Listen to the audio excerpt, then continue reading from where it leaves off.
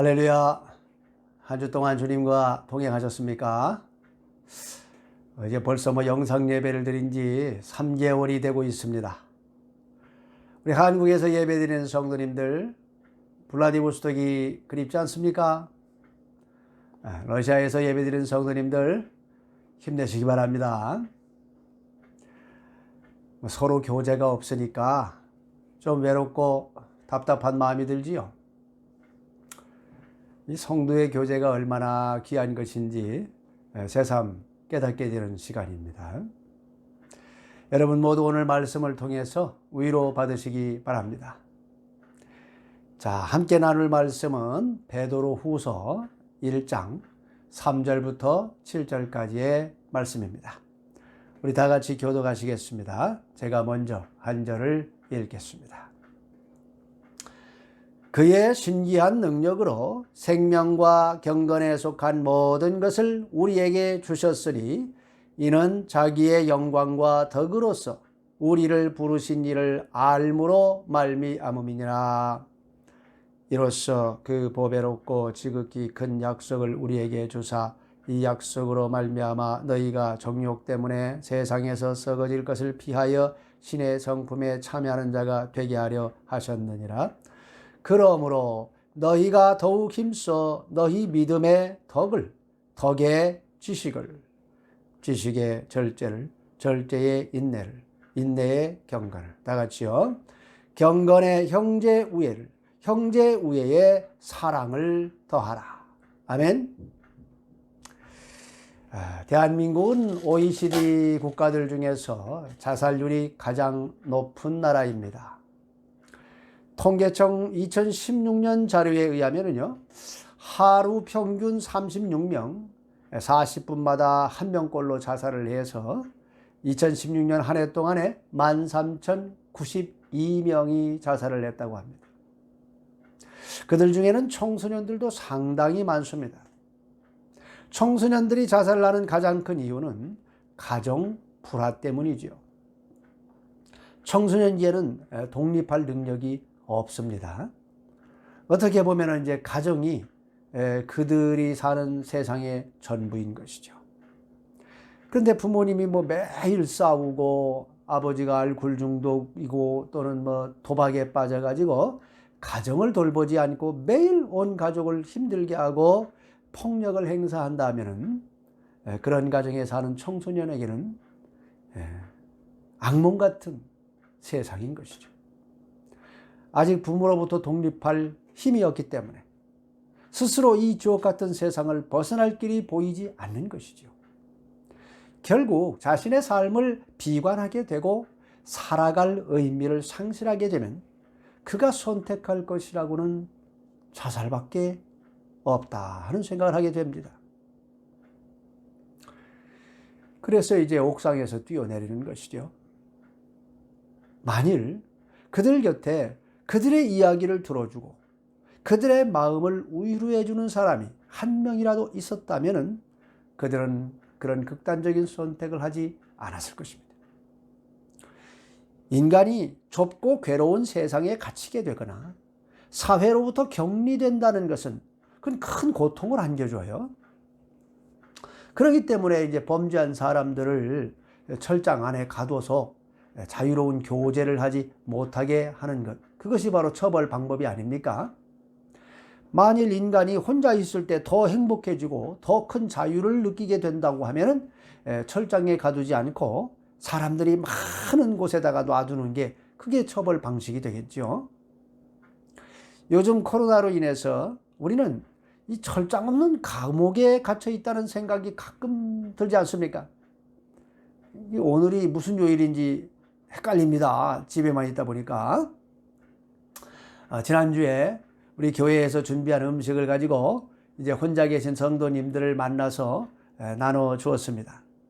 너무너무 다 반가워하시더라고요. 근데 반찬보다는 얼굴 서로 보는 것이 더 큰 위로가 되었습니다. 한국인들이 고국으로 돌아가신 이유도 뭐겠습니까? 한국에서는 여기보다 좀 더 자유롭게 이렇게 서로 만나고 여행도 같이 갈 수 있고 식당에서 앉아서 대화할 수 있기 때문 아니겠어요? 그 러시아에서는 아직까지 사람들 모일 만한 식당도 문을 안 열고 거주지 밖으로 이동하는 것도 별로 허락을 잘 안 하는 것 같고 서로 만날 수 있는 그러니까 마음의 여유가 없는 거예요. 그러다 보니까 외로움을 느끼고 답답함을 느끼게 됩니다. 특히 사교적이고 활동적인 성격을 가지신 분들은 아마 지금 막 철장 없는 감옥에 갇힌 느낌을 받고 있을 거예요. 그러니까 얼마 전에 블라디보스톡에서 한국인 한 분이 게스트하우스에서 이게 자살을 했더군요. 또 미국에서도 그 모든 것을 다 갖고 있는 억만장자, 영화 제작자인 스티브 빙이 이 우울증을 이기지 못해가지고 스스로 자택에서 추락사했습니다. 여러분, 이 세상에 산다는 것은 결코 쉽지가 않지요. 예상치 못할 일들이 너무나 많이 일어나고 설명할 수 없는 일들, 도저히 이해할 수 없는 일들이 벌어지곤 합니다. 우리가 훌륭한 부모의 자녀로 태어날 수도 있고 비정상적인 부모의 자녀로 태어날 수도 있지요. 부잣집에 태어날 수도 있고 가난한 집에 태어날 수도 있습니다. 이것은 우리의 선택이 아니지요. 하나님 아버지께서 섭리 가운데 허락하시는 일들입니다. 어려운 환경에서 태어났다고 해서 꼭 그 사람이 실패한 인생을 사는 것도 아니고 또 좋은 환경에 태어났다고 해서 그 사람이 꼭 성공적인 삶을 사는 것도 아니에요. 오늘 좋았다고 내일도 좋다는 그런 법은 없습니다. 그죠? 또 오늘 안 좋다고 죽을 때까지 이렇게 사는 것도 아니고요. 인생에서 실패 한번 해보지 않은 사람이 있겠습니까? 여러분이 어렸을 때 꿈꿨던 걸 다 이룬 사람, 그런 사람이 얼마나 있겠어요, 이 세상에. 현실에 순응하면서 내일을 기대하는 마음으로 오늘을 사는 것이지요. 연애에 실패할 수도 있는 것이고, 결혼에 실패할 수도 있고, 관계에 실패할 수도 있습니다. 부모를 잃을 수도 있고, 직장을 잃을 수도 있는 것이고, 자녀를 잃을 수도 있는 거예요. 아플 수도 있고, 다칠 수도 있습니다. 오늘 당장 인생이 끝날 것 같은 순간에 맞닥뜨리게 될 수도 있습니다. 그렇다고 해서 오늘 인생이 끝나느냐? 그건 또 아니에요. 아침에 눈을 뜨면 또 하루가 시작되는 것입니다. 70년대에 경제적으로 아주 어려웠던 그런 시절에 우리 한국인들에게 송대관 씨의 그 해뜰 날이라고 하는 노래가 참 많은 사랑을 받았지요.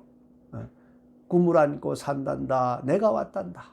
슬픔도 괴로움도 모두 비켜라.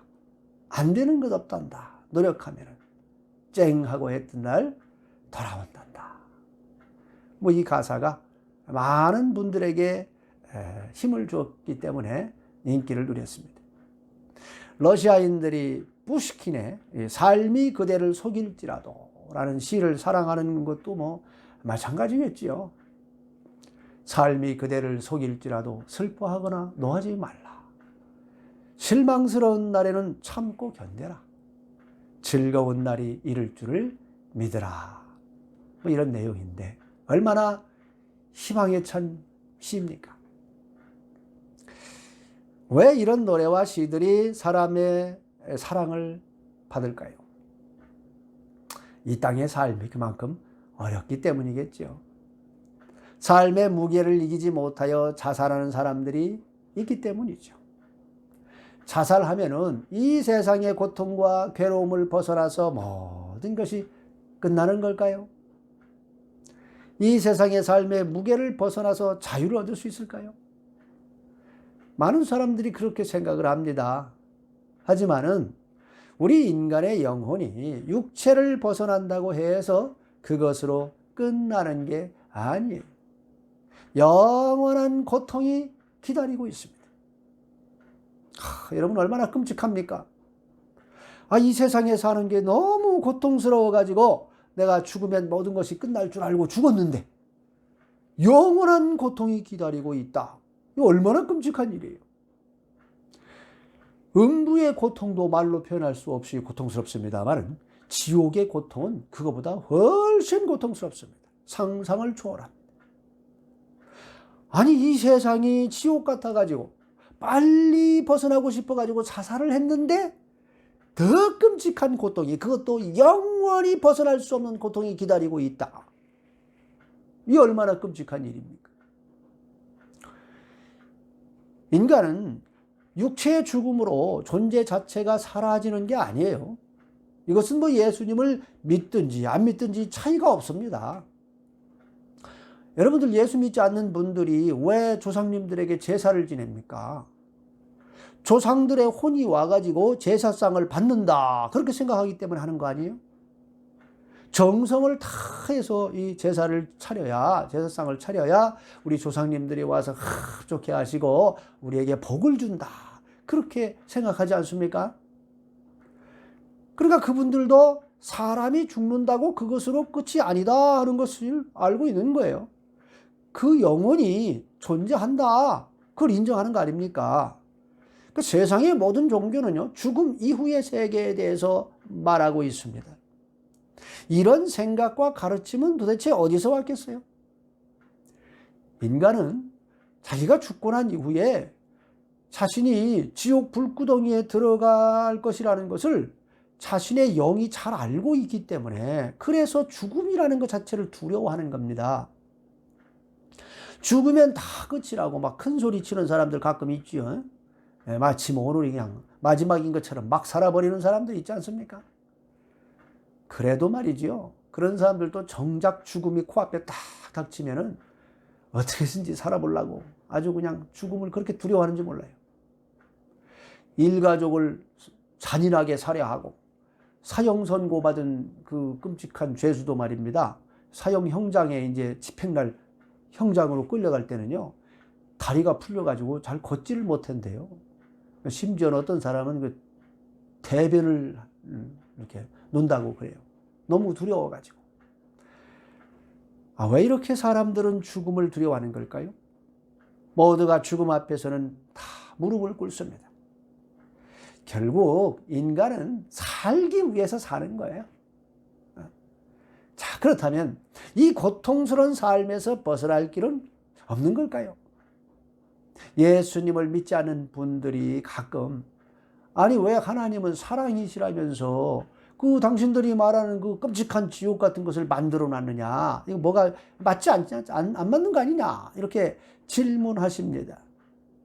여러분, 지옥은 인간을 위해서 만들어 놓으신 게 아니에요. 자, 우리 마태복음 25장 41절 보시면은 예수님께서 또 왼편에 있는 자들에게 이르시되 저주를 받은 자들아, 나를 떠나 마귀와 그 사자들을 위하여 예비된 영원한 불에 들어가라, 이렇게 말씀하십니다. 그러니까 지옥의 불구덩이는 마귀와 그 사자들을 벌하시려고 만들어 놓은 곳입니다. 하나님 아버지께서는 당신의 자녀를 삼아주신 이 영혼들과 영원히 행복하게 살기 위한 공간은 따로 만들어 주셨습니다. 그곳을 하나님의 나라, 천국이라고 하지요. 그런데 인간이 하나님이 부여해 주신 이 자유의지를 가지고 창조자 하나님을 저버리고 원수인 마귀를 따라 살게 된다면 저주를 받아서 마귀를 벌하기 위해서 준비된 곳으로 함께 끌려 들어가게 된다는 것입니다. 하나님께서는 인간을 지옥에 보내려고 창조하신 것이 아니에요. 모든 인간을 천국으로 들이시길 원하십니다. 그러나 인간 스스로 자기 의지를 가지고 이를 거부하면 하나님께서 뭐 강제로 어떻게 하실 수는 없는 거예요. 그거는. 여러분, 부모가 말입니다, 아무리 좋은 것을 제시를 해줘봐야 자식이 그걸 싫어하고 전혀 다른 것을 원한다면 그거 어쩔 수 없는 거 아니에요? 자식이 이기는 부모는 없습니다. 인간은 인격체이기 때문에 강요를 하면은요, 그것이 아무리 좋은 것이라고 해도 그에게는 고통으로 다가오게 돼 있어요. 그 스스로 자기가 좋다, 이걸 이렇게 깨닫고 내가 저걸 얻어야지, 그런 마음으로 노력을 해서 그걸 얻어야만 그게 이제 성취감도 있고 행복을 거기서 느낄 수 있는 겁니다. 그러니까 천국이 아무리 좋은 곳이라고 설명을 해줘도 그것을 싫어하고 거부하면 그건 어쩔 수 없는 거예요. 스스로 저주를 자초하면은 하나님께서도 그의 원하는 바에 따라서 그의 뜻에 따라서 역사하실 수밖에 없다 그 말입니다. 그러니까 하나님께서 거역할 수 없는 은혜로 다가와 주시지 않는 한 그런 영혼은 구원을 받을 수가 없어요. 여러분, 이 세상의 삶은 늘 행복만 지속되지는 않지요. 성공할 때도 있고 행복할 때도 있고 그렇지만은 뭐 실패할 때도 있고 아플 때도 있고 고통스러울 때도 있는 겁니다. 그런데 참 다행스럽게도 이 땅의 삶이 영원하지 않다는 것이죠. 숨이 턱턱 막히는 이 고통스러운 시간이 영원히 지속된다면 이건 뭐 정말 미칠 것 같지 않겠습니까? 물론 뭐 지옥에서는 그런 시간이 영원히 지속됩니다. 그러나 이 땅에서는 그런 고통이 영원하지가 않아요. 바로 여기에 우리의 희망이 있는 겁니다. 인간의 지혜가 필요한 거예요. 그래서 이 땅의 삶이 고통스럽고 내일에 대한 희망이 보이지 않으면 너무너무 힘들다면 여러분 눈을 뜨시기 바랍니다. 이 인생을 새롭게 만들 수 있는 기회가 우리 모두에게 있습니다. 바로 천국 백성이 되는 것입니다. 할렐루야. 한국과 러시아에 이제 코로나 바이러스가 많이 퍼지면서 하늘길이 다 막혔습니다. 그러나 러시아 정부는 한국에 있는 자국민들을 전 세계로 다 데려오고 있습니다. 그죠? 뭐 우리 한국 정부도 러시아에 있는 자국민들을 전 세계로 지금 데려갔잖아요. 우리가 사는 이 땅은 언제 위험과 고통이 닥칠지 모릅니다. 그러나 여러분이 하나님의 나라, 하늘나라의 백성이라면 하나님 아버지께서 천국 백성을 이 땅의 고통으로부터 구원해 주실 줄 믿으시기 바랍니다. 죽임을 설사 당한다고 해도 괜찮습니다. 뭐 죽임 당하면은 뭐 좀 더 일찍 우리가 천국 가는 거니까 그게 더 좋은 거예요. 하지만 여러분이 이 땅에서 고통을 당하고 있는데 지옥행 티켓을 가지고 있다면 그 사람의 인생은 정말 희망이 없는 거예요. 빨리 천국행 티켓을 받으셔야 합니다. 내일에 대한 희망이 있어야 뭐 우리가 뿌시킨의 시를 탁 읊어보는 것이고 송대관 씨의 노래도 멋지게 불러보고 그럴 수 있는 거 아니겠냐 이 말이에요. 베드로 사도는 두 번째 편지를 보냈습니다. 누구에게 보냈을까요? 1절을 살펴보시면 구주 예수 그리스도의 의를 힘입어 동일하게 보배로운 믿음을 우리와 같이 받은 자들에게 편지한다. 이렇게 말하고 있습니다. 그러니까 예수님을 믿어서 그리스도 예수님의 의를 덧입은 자들, 예수 그리스도를 믿음으로 하나님의 자녀가 되는 권세를 얻은 성도들에게 전하는 말씀이라는 겁니다. 그러니까 예수님 밖에 있는 사람들과는 아무 상관없는 말씀이다 그 말이에요. 그들에게는 전혀 쓸모없는 말로 취급돼가지고 땅에 밟히게 될 것이다 하는 말씀입니다. 원래 복음이 그렇습니다. 예수님 믿고 구원받은 성도들은 복음을 들으면 막 가슴이 뜨거워지고 영혼이 막 충만해지고 눈이 확 열리고 온몸의 세포가 마치 다시 살아나는 것 같은 이런 생명력으로 충만해지는 그런 은혜가 임하지요. 그런데 예수 믿지 않는 사람들에게는 그냥 아주 시끄러운 소음으로 들립니다. 시끄러운 꽹과리 소리 같아요. 우리 다 같이 3절 말씀 읽어보시겠습니다. 그의 신기한 능력으로 생명과 경건에 속한 모든 것을 우리에게 주셨으니 이는 자기의 영광과 덕으로서 우리를 부르신 이를 알므로 말미암음이라. 할렐루야. 이 땅에서 진행되는 월드컵에 자국 국기를 가지고 참여하는 나라가 211개국이라고 합니다. 그러니까 이 땅에 사는 모든 인간들은 다 자기가 속한 나라 시민권이라는 걸 갖고 있잖아요. 그렇지만 영적인 세계에서는 하나님의 나라인 천국과 사탄 마귀가 다스리는 지옥 두 나라밖에 없습니다. 또한 이 땅에서는 우리 각자가 다 서로 다른 부모를 모시고 삽니다마는 영계에서는 하나님을 자기 아버지로 모시지 않는 사람에게는 사탄 마귀가 아비의 권리를 주장하고 나섭니다. 3절 말씀에서 주님께서 신기한 능력으로 생명과 경건에 속한 모든 것을 우리에게 주셨다 말씀하고 있습니다.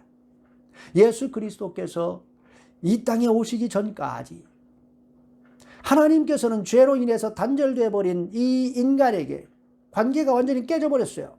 근데 이 인간에게 당신의 존재를 어떻게 알려주었을까요? 초자연적인 방법으로밖에 할 수 없습니다. 그래서 직접 음성으로 찾아와서 말씀을 해주심으로 당신의 존재를 알리셔야 했고, 또는 꿈을 통해 가지고 보여주시고 그 꿈을 또 그대로 성취시켜 주심으로써 당신의 능력을 보여주셨어요.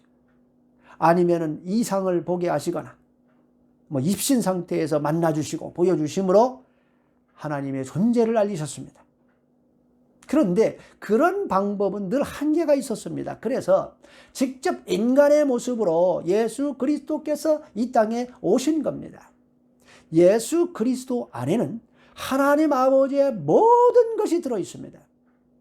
그래서 그분을 마음에 모셔드리는 순간 예수님의 인격이 우리 속에 들어오기 때문에 하나님의 모든 것이 우리 속에 들어오게 되는 것임을 믿으시기 바랍니다. 자, 그럼 그 결과 어떤 일이 벌어질까요? 우리 다 같이 4절 말씀 읽어 보시겠습니다. 이로써 그 보배롭고 지극히 큰 약속을 우리에게 주사 이 약속으로 말미암아 너희가 정욕 때문에 세상에서 썩어질 것을 피하여 신의 성품에 참여하는 자가 되게 하려 하셨느니라. 할렐루야. 놀라운 말씀입니다. 이 썩어질 세상, 멸망받을 이 세상에 살고 있는 저와 여러분이 다가올 지옥 형벌을 피해서 신의 성품에 참여하는 자가 되게 하시려고 예수 그리스도께서 이 땅에 오셨음을 믿으시기 바랍니다. 신의 성품에 참여한다. 이게 무슨 말일까요? 우리가 신이 된다는 말일까요? 우리가 막 예수님을 믿으면은 신과 같이 된다는 말일까요? 그건 아니겠죠. 그죠? 우리가 예수님 믿은 지 얼마나 오래됐습니까? 그런데 우리가 신이 되지 않았다는 걸 우리 스스로가 너무 잘 알고 있잖아요. 어제보다 오늘 더 형편없게 살 때가 있지 않습니까? 스스로의 게으름과 나태와 무능함 때문에 스스로 절망하곤 하지 않습니까, 우리가? 그럼 이게 무슨 뜻일까요? 신의 성품에 참여하다라는 말에서 이 참여하다라고 하는 말은 헬라 원어의 코이노니아라고 되어 있습니다. 이 말의 원뜻은 교제, 사귐이란 뜻이에요. 다시 말해서 우리가 신의 성품과 사귐이 있는 자가 되게 해 주셨다. 그 말씀입니다. 신이 되지는 못하지만은 신의 성품이 무엇인지 이렇게 맛을 본 자가 되게 해 주셨다. 그 말이에요. 하나님 아버지께서는 우리 인간이 늘 하나님 아버지를 알기를 원하셨습니다. 하나님의 능력과 하나님의 나라가 얼마나 이게 복된 것인지를 알려주고 싶으셨어요. 그래서 여러분 보시면 아담과 하와를 창조하셨을 때에 하나님께서는 장차 이제 이 인간이 들어가서 살게 될 천국의 모형인 에덴 동산을 딱 만들어 놓으시고 그곳으로 아담과 하와를 데리고 들어가지 않습니까? 그래서 자 봐라, 이렇게 아름답고 정말로 좋은 곳이 있다. 그걸 보여주시고 그걸 느끼게 해주시고 그걸 만져보게 해주신 후에 이 땅으로 보내시지 않습니까? 그래서 우리가 이 땅에 살면서 그 에덴의 회복을 꿈꾸며 살게 해주셨잖아요. 하나님께서는 모세를 통해서 당신의 백성을 이 애굽의 고통스러운 세상에서 벗어나게 해주시고 광야로 이끌어냈습니다. 광야는 사실 그 가장 살기 힘든 곳이고 거기는 아무것도 없는 곳이잖아요. 물도 없고 식량도 없는 곳입니다. 그러니까 이 땅에서는 가장 지옥과 가까운 곳이에요. 비슷하잖아요, 지옥하고 완전히. 그런데 그곳을 천국을 만들어서 그곳에 천국이라는 것을 경험하게 해주잖아요. 매일 아침마다 하늘에서 다 신령한 막 양식이 내려오고 반석을 거쳐가지고 생수의 강이 쫙 흘러가게 해주시고, 고기 먹고 싶습니다 그랬더니 그냥 메추라기 떼를 수천만 마리 보내가지고 이에 물리도록 찔리도록 먹게 해주시고, 구름 기둥과 불 기둥으로 다 지켜 보호해 주시고, 하나님을 너무너무 가까이에서 보고 체험할 수 있도록 해주셨지 않습니까? 하나님의 나라의 백성이 된다는 게 이게 얼마나 복된 것인지를 온몸으로 느끼게 해주신 거예요. 신의 성품에 참여한다는 것이 얼마나 놀라운 축복인지를 깨닫게 해주신 것입니다. 우리 예수님도 마찬가지지요. 물을 포도주로 바꾸어 가지고 그것을 다 맛보게 해주셨지 않습니까? 천상의 포도주지요. 변화산에서는 천상의 모습이 어떤 것인지 쫙 보여주시고, 또 모든 유대인들이 그렇게 만나보고 싶어하는 엘리야 선지자와 모세를 탁 만나게 해주셨습니다. 물고기 2마리와 보리떡 2개를 가지고 그 2만여 명에 이르는 사람들이 먹고 남을 양식을 창조해 주시고, 신비로운 떡과 물고기를 맛보게 해주시잖아요. 물 위를 걸으시는 예수님의 모습을 직접 보여주셨지 않습니까? 병으로 고통받는 사람들의 각종 질병에서 해방시켜 주시고, 귀신으로 고통받는 자들에게 노임을 주시고, 그래서 하나님의 나라에서 우리가 누리게 될 참 자유가 어떤 것인지를 맛보게 하셨습니다. 70명에게 특별히 하늘의 능력과 권능을 덧입혀서 보내셔가지고 귀신들이 그들에게 복종하고 떠나는 것을 경험하게 해주셨습니다. 부활하신 예수님의 몸을 직접 만져보라 하시지 않았습니까? 갈릴리 사람들이 지켜보는 가운데 하늘로 승천하시는 예수님의 모습을 직접 보게 하셨습니다. 오순절날 예수님의 영이신 성령님께서는 내려오셔서 그곳에 모여있는 자들에게 천상의 기쁨을 맛보게 해주시고, 바벨탑 사건으로 인해서 저주를 받아 생겨난 이 언어의 장벽들을 다 허물어지고 영적으로 서로 교통을 이루는 아주 놀라운 경험을 하게 해주시지 않았습니까? 사도들에게 신의 성품을 덧입혀줘 가지고 베드로의 그림자 가까이만 가도 병든 자들이 다 낫게 되고, 귀신들이 떠나는, 귀신들을 쫓아내는 그런 것을 경험하게 해주지 않았습니까? 그 후에 초대교회 7 집사들에게도 하나님의 능력을 입혀주셔가지고 신의 성품에 참여하는 게 이게 얼마나 복된 일인지를 깨닫게 해 주셨습니다. 예수님께서는 자신을 스스로 일컬어서 인자다 이렇게 말씀했죠. 인자라고 하는 말은 사람의 아들이란 뜻이에요. 근데 우리 예수님의 제자들은 예수님에 대해서 한 번도 인자라는 단어를 쓰지 않습니다. 항상 하나님의 아들 예수 그리스도 이런 식으로 썼어요. 예수님께서는 사람의 아들이 아니시지요. 사람이란 말을 히브리어로 하면 뭐가 돼요? 아담이 되잖아요. 아담. 그러니까 예수님께서는 죄인인 아담의 후손이 되지 않기 위해서 동정녀 처녀 마리아의 몸을 빌려가지고 성령의 능력으로 이 땅에 태어나신 분입니다. 그래서 예수님은 하나님의 아들이시지 아담의 아들이 아니에요. 그런데 왜 예수님께서는 스스로를 인자, 사람의 아들, 즉 아담의 아들이라고 했을까요? 그것은 예수님께서 마지막 아담으로 이 땅에 오셨기 때문입니다. 첫째 아담이 범죄해가지고 모든 인간이 죄법 아래 떨어져가지고 저주를 받아서 지옥으로 가게 됐습니다. 그래서 예수님께서 인간을 이 죄법으로부터 구원하시기 위해서 마지막 아담으로 이 땅에 오신 겁니다.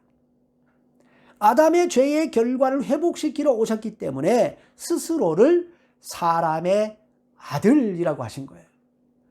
아담을 범죄케 한 사탄의 머리를 깰 여인의 후손으로 이 땅에 오셨다 하는 것을 지금 말씀하는 것입니다. 그렇지만 예수님께서는 하나님의 아들이십니다. 제자들은 그것을 깨달았기 때문에 하나님의 아들이라고 기록을 하고 있는 거예요. 여러분, 하나님의 아들, 이 말이 무슨 뜻입니까? 신의 아들이에요. 신의 아들. 우리를 신의 성품에 참여하는 자가 되게 해주신다. 이 말씀이 그럼 무슨 뜻일까요? 우리가 신의 아들이신 예수님을 믿어서 마음에 모셔드리면 우리는 신의 아들을 품은 자가 되는 것이니 우리가 신의 아들이신 예수님의 성품에 참여하는 자가 된다 그 말입니다. 할렐루야. 요한복음 10장 34, 35절 말씀 다 같이 읽어보시겠습니다. 예수께서 이르시되 너희 율법에 기록된 바 내가 너희를 신이라 하였노라 하지 아니하였느냐. 성경은 폐하지 못하라니 하나님의 말씀을 받은 사람들을 신이라 하셨거든. 할렐루야. 율법 어디에 인간을 신이라고 했습니까? 모세 오경 중에 첫 번째 책인 창세기 6장 2절에 보시면 하나님의 아들들과 사람의 딸들이란 말이 나오죠. 자, 예수님께서는 그 하나님의 아들들, 즉 신의 아들들이 어떤 사람을 의미하는 것이라고 말씀하셨습니까? 직접 설명하고 계시잖아요. 즉 하나님의 말씀을 받은 사람들을 신이라고 한다. 이렇게 말씀했잖아요. 할렐루야.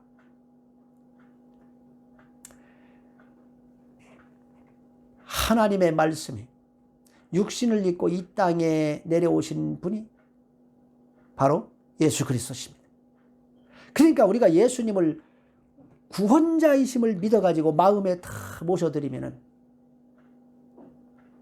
그런 자를 예수님께서 뭐라고 부른다고? 신이라고 부른다. 그렇게 말씀했어요. 이 말은 저와 여러분이 신이 되었다 그 말이 아니고 신의 성품에 참여하는 자가 되었다 하는 말입니다. 하나님 아버지께서는 신으로서 인간이 신의 성품을 눈으로 직접 보고 만져볼 수 있도록 그리고 맛보게 해주시고 이렇게 터치하게 해주셨습니다. 우리 예수님께서는 직접 인간의 모습으로 오셔가지고 신의 성품을 보여주시고 맛보게 해주시고 만져보게 해주셨습니다. 또 성령 하나님께서는 예수 그리스도를 받아들이는 이 땅의 모든 사람들에게 신의 성품을 경험하고 눈으로 볼 수 있도록 역사해주고 계십니다. 그렇다면 이 신의 성품은 구체적으로 어떤 것을 말하는 걸까요? 다 같이 우리 5절부터 7절 말씀 읽어보시겠습니다. 그러므로 너희가 더욱 힘써 너희 믿음의 덕을, 덕의 지식을, 지식의 절제를, 절제의 인내를, 인내의 경건을, 경건의 형제 우애를, 형제 우애의 사랑을 더하라. 할렐루야. 우리가 신의 아들이신 예수님을 마음에 다 모셔드리면 우리에게서 예수님의 성품이 드러나게 돼 있습니다. 여러분, 사람은 말이지요, 무엇을 받아들이든지 그걸 내보내게 돼 있어요. 미움을 많이 받은 사람들은 증오를 품어냅니다. 증오를 많이 받은 사람은 살기를 냅니다. 살기를 드러내요. 그렇지만은 사랑을 많이 받은 사람은 사랑을 뿜어냅니다. 술 취하신 분들은 악취를 내고 성령의 은혜에 취한 사람들은 그리스도의 향기를 뿜어냅니다. 예수 그리스도에 대한 믿음을 품은 성도는 덕을 어디 가든지 덕을 끼치고 영적 지식을 갖게 되며 절제할 줄을 알고 인내할 줄을 알며 경건에 힘쓰고 형제를 사랑하는 법을 배워 나가는 것이지요. 그리스도의 향기를 바라게 됩니다. 이것을 뭐라고 그래요? 성화라고 말합니다. 신의 성품에 참여해서 신의 성품을 삶 속에서 드러내는 것, 이게 성화입니다. 하나님 아버지와 예수 그리스도께서 성령으로 여러분을 불러내셔서 구원을 베풀어 주시고 천국의 백성을 삼아 주시고 자녀를 삼아 주신 것은 여러분을 신의 성품에 참여시키기 위함입니다. 여러분이 주님의 성품을 담기 원하셨기 때문입니다. 아직 신의 성품에 참여하지 못하신 영혼들에게 그리스도의 향기를 발해 주어서 그들도 구원을 얻도록 하시기 위함입니다. 여러분 모두 신의 성품에 참여하셔서 많은 영혼을 구원하시기를 주님의 이름으로 축원합니다. 자, 이 시간 다 같이 기도하시겠습니다.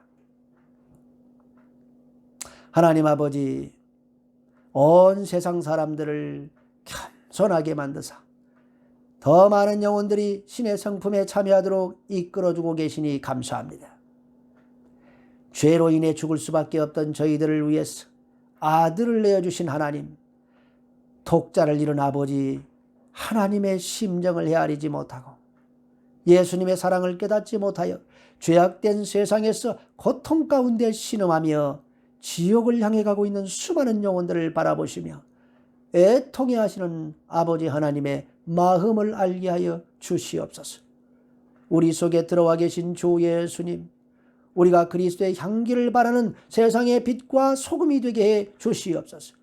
우리를 통하여 만세전에 구원받기로 작정된 영혼들을 구원하여 주시옵소서.